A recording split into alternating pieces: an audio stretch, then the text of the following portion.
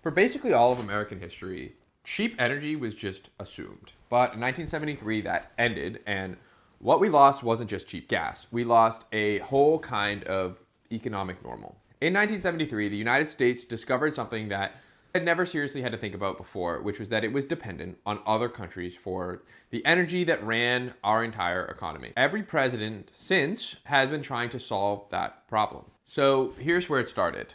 To understand what changed, you have to understand what cheap energy actually made possible. The entire post-war economic boom, the factories that were built, the suburbs that were built, the interstate highway system, the standard of living that made America the envy of the world was built on the assumption that energy would always be cheap and abundant. But what most people don't know is that the vulnerability didn't start with the famous US embargo in 1973. US oil production had already peaked in 1970, 3 years before that crisis hit, and America was quietly losing the energy independence it never had to think twice about until that point.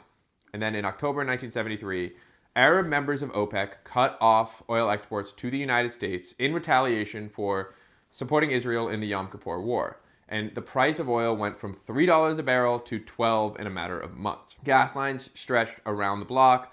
Thermostats were turned down, the lights on the Christmas tree in the National Mall were turned off. And Nixon responded with price controls in an attempt to keep gas affordable, but that actually made it worse. By capping prices, they eliminated the incentive to produce more, which deepened the shortage they were designed to solve. The embargo eventually ended and gas prices eventually came down, and most economists will tell you that the direct effects were temporary.